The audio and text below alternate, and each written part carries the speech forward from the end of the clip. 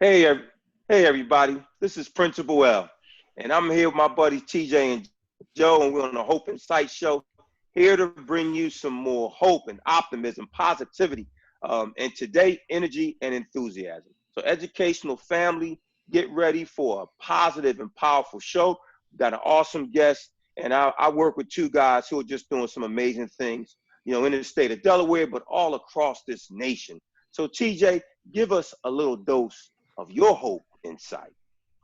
Yeah, El, thank you for that. I mean, listen, hope is in sight. We get more and more hope every day, and hope is a leadership strategy. We've been talking about that for a few weeks now, and this week I actually came across a Gallup poll, and Gallup is great at collecting data from people about what they need in their work experiences. And guess what? It boiled down to four things, only four things that leaders need to provide for their followers, for their employees. It's trust, compassion, stability, and hope. It's so amazing that it's just something that people need in times of struggle. And even when times are good, we have to provide hope. So we're providing hope for you, and I hope you're providing hope for everybody else, Joe. Thank you, TJ. Yeah, that makes total sense. Gallup's a powerhouse.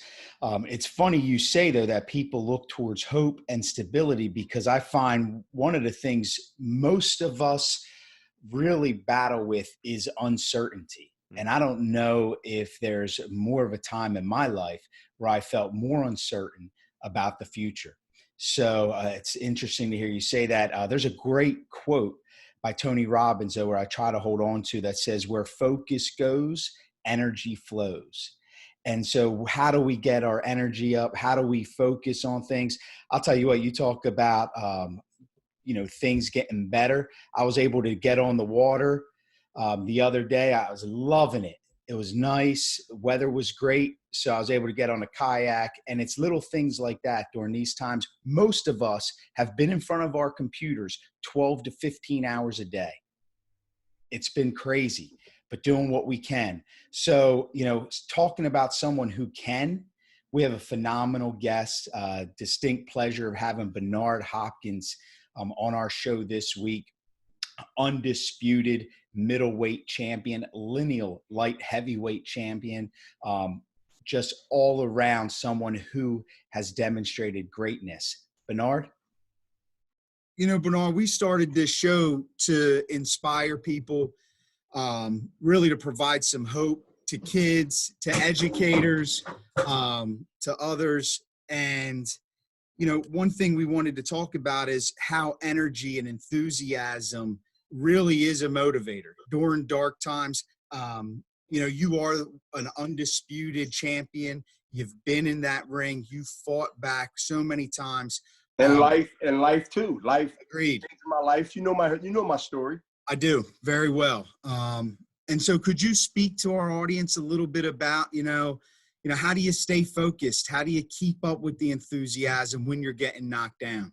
Well, one is you must understand, once you get to a level in life of achieving things that you couldn't sort of shake off, and that is negativity thinking or being part of that mentality, thinking that way. So what I've done, I had to go through some changes, some trials and tribulations. A lot of it self-inflicted on me, my choices. A lot of things that I've done, 99.9 was choices. The choices, that word choices, is so important to everyone that's listening, because the repercussions of those choices could be life-changing in many ways. One is good and one is bad, and could wipe you out, where you don't have a second chance. To all the adults, to all the middle-aged adults, to all the younger people, women and men, girl and boy, have to understand in life there are going to be ups, as you mentioned, downs and trials and tribulations and challenges. Hey, listen, no one said life is going to be a bowl of cherries, right? That's a storybook that's good to read. It's good to understand it exists, but you can make a positive out of negative. And I'm not the only story, but I'm the story right now as we speak is that I've been in position where I had to make choices. And there was tough sometimes because everybody is not going to be on the same mental honesty, the right thing to do, the right respect to respect people. So that you're going to be challenged in changing your mindset. For instance, you're thinking one way, now you change to be this way. I did 5 years in penitentiary. I come out of the penitentiary in 1988. I had 9 years parole. I lost my first professional fight. Was I bummed out? Yes. Look at my record. From 88 to 89 and 90, I was inactive. What was going on between 89 and 90 to get you back on track in 1990? One, that's where the docuseries start. That's where the conversation starts, because those moments was life-changing decisions that I made of choices. And guess what? Here I am speaking to a worldwide audience, right? And yourself, to explain those months, year and a half, and that time was crucial in Philadelphia, a big, a tough, a really city that can suck you up with the wrong decisions. And look, things ain't just snap on. I ain't just become the champion because of this. I lost my first fight. I got up. I didn't give up. I didn't throw dirt on me. If anybody thought that dirt that they was going to throw on me, I threw it back at them. I kept going. See, that has to be a motivation to live. And once you got that foundation, that is the building step of where you go from there. And guess what? It's going to always be challenges. You're going to fail. Hey, you might lose a few times. I did, but guess what? I didn't give up, y'all.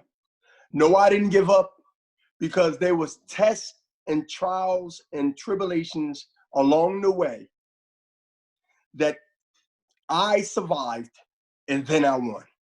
See, to win without surviving is a long shot.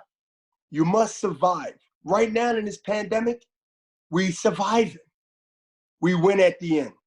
And you must win no matter how big the task and the adversity is. You must look at it as this is something that you want to change within yourself. You want to achieve in yourself.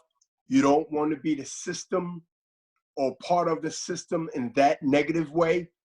And that's when Bernard Hopkins' life was changed. Not just because of boxing. That was a page in my book. Boxing played a role in those 28 years, long time.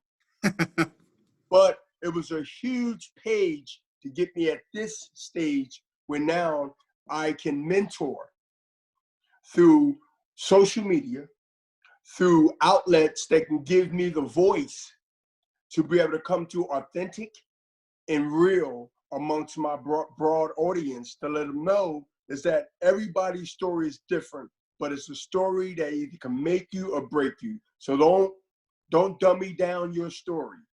Don't low down your standards because you're not a star that the world knows. No, you are a star within yourself. You have to make it blossom amongst your family and build your own legacy, whether sports or anything else.